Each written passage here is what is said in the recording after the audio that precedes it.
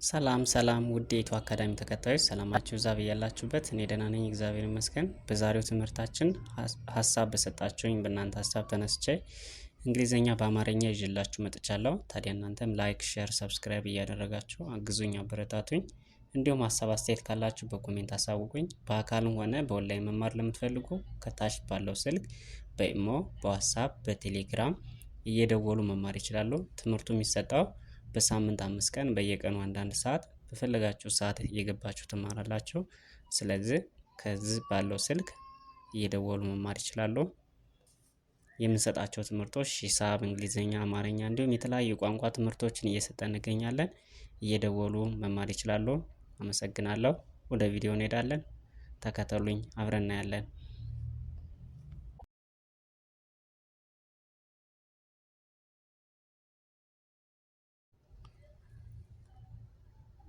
ቸ ቹ ቼ ቻ ቼ ቺ ቾ። እሺ፣ ቀጣይ እንግሊዘኛውን አብረን እናያለን።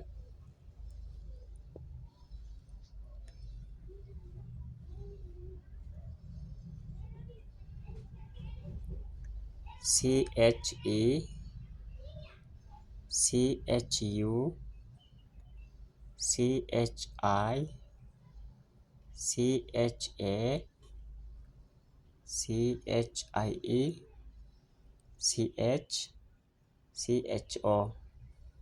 ስለዚህ ከዚህ ጋር ማየት ያለብን የመጀመሪያ ፊደሎች ኤን ይወስዳሉ፣ ሁለተኛ ፊደሎች ዩን ይወስዳሉ፣ ሶስተኛ ፊደል ጋር ሲንሄድ አይን ይወስዳሉ፣ አራተኛ ኤ እያሉ አናባቢዎችን በደንብ ማዝ ነው የሚጠበቅብን ማለት ነው። ከዚህ ጋር እሺ፣ የ ዩ ይ ያ የ ይ ዮ።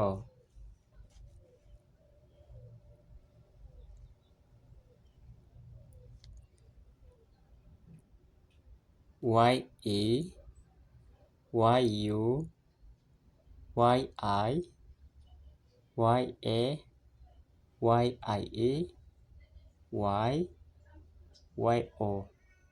ስለዚህ እዚህ ጋር ማየት ያለብን ሁሌም የመጀመሪያ ፊደሎች ከሀ ውጪ የሚወስዱት አናባቢ ኢ መሆኑን ከያዝን በቀላሉ ማወቅ እንችላለን።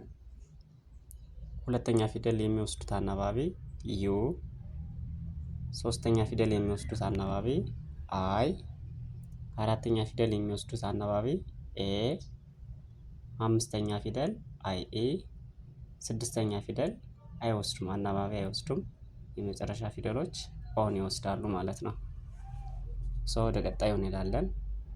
ነ ኑ ኒ ና ኔ ን ኖ። እሺ፣ ቀጣይ እንግሊዝኛውን እናያለን።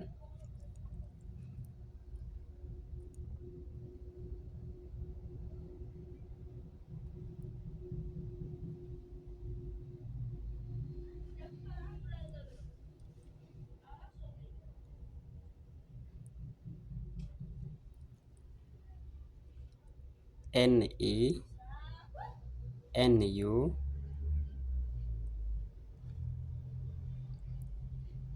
ኤን አይ ኢ ኤን ኤ ኤን አይ ኢ ኤን ኤን ኦ።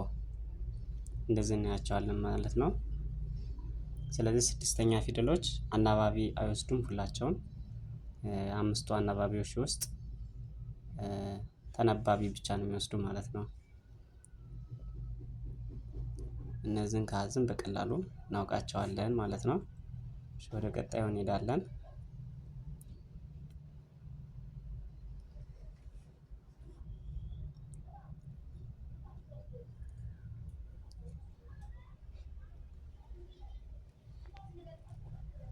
እሺ፣ ቀጣይ ከኛ እንጀምራለን። ኘ ኙ ኚ ኛ ኘ ኒ ኞ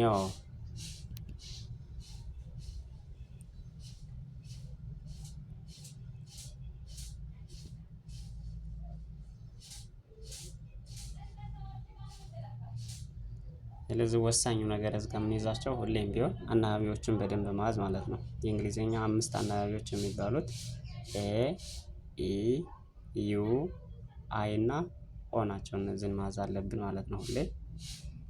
እሺ የመጀመሪያው ጂኤንኢ፣ ጂኤንዩ፣ ጂኤንአይ፣ ጂኤንኤ፣ ጂኤንአይኢ፣ ጂኤንኦ፣ ጂኤንኦ። ሁሌም ቢሆን መጨረሻ ፊደሎች ኦን ይወስዳሉ ማለት ነው። ስለዚህ አምስቱ አናባቢዎች የምንላቸው እነሱን እንይዛለን ማለት ነው። እሺ ቀጣይ አ፣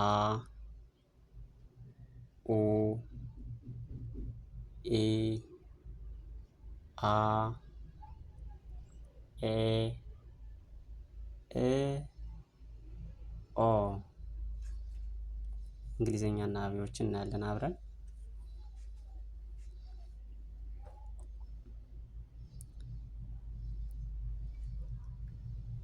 ከዚህ በፊት የተሰራው ቪዲዮ ክፍል 1 አለላችሁ፣ ገብታችሁ ማየት ትችላላችሁ። ይህ ክፍል 2 ነው። ያው ክፍል 1ን ካያችሁ በኋላ ክፍል 2ን እንሰራለን ስላላችሁኝ ክፍል 1 አለ ማለት ነው። ከዚህ በፊት ቪዲዮ ይህ ክፍል 2 ነው ማለት ነው። ያንን ተከታትላችሁ ሙሉ ይሆንላችኋል ማለት ነው። እሺ ቀጣይ ኤ፣ ኤዩ፣ ኤአይ፣ ኤኤ፣ ኤአይኢ፣ ኤኦ።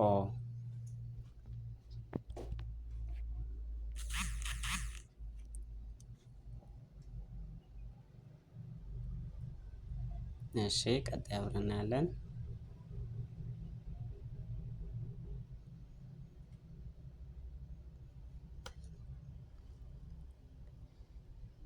ከ፣ ኩ፣ ኪ፣ ካ፣ ኬ፣ ክ፣ ኮ። ስለዚህ እዚህ ጋር ማየት ያለብን እንግሊዘኛዎችን ነው ማለት ነው። ፊደሎችን የአማርኛውን ከለየን በኋላ እንግሊዘኛዎችን በደንብ ከለየን ሁሉም ነገር መጻፍ አቅተን ማለት ነው።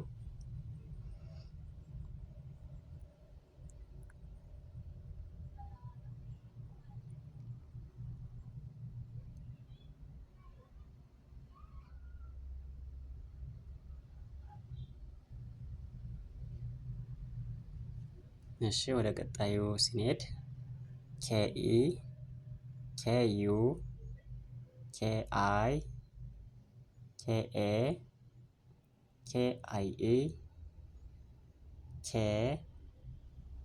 ኬኦ። ስለዚህ ከዚህ ጋር ማወቅ ያለብን አናባቢዎች ማለት ነው። ለምሳሌ እዚህ ጋር እየጻፍን የምናያቸው የመጀመሪያ ፊደሎች ሁሌም ኢን ነው የሚወስዱ። ኢን እንዛለን። ኢ አናባቢ። ሁለተኛ ፊደል ስንሄድ ዩን ይወስዳሉ።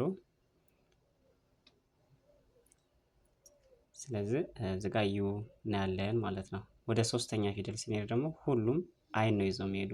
ከዚህ እስከ ታች የምታያቸው ከሆነ አይ ሁሉም አይ ነው የሚወስዱት ማለት ነው። ወደ አራተኛ ፊደል ስንሄድ ኤን ይወስዳሉ። ሁሉም ኤ ነው የሚወስዱት ማለት ነው። አናባቢያቸውን በደንብ ያዙ። ወደ አምስተኛ ፊደል ስንሄድ አይኢ ከሁሉም ላይ አለ ማለት ነው። አይኢ። ስድስተኛ ፊደል ስንሄድ ሁሉም አናባቢ አይወስዱም፣ አናባቢ የሚባል አይወስዱም ማለት ነው። የመጨረሻ ፊደል ላይ ስንሄድ ኦን እንደ አናባቢ ይዘው ይሄዳሉ። ሁሉም ኦ አላቸው ማለት ነው። እነዚህን ትይዛላቸው አናባቢያቸውን። አናባቢዎችን ካዛችሁ በጣም በቀላሉ ማወቅ ስለሚቻል ማለት ነው። ስለዚህ እነዚህን በደንብ ትረዳላችሁ። አምስቱ አናባቢዎች የሚባሉት እነዚህ ስለሆኑ ማለት ነው።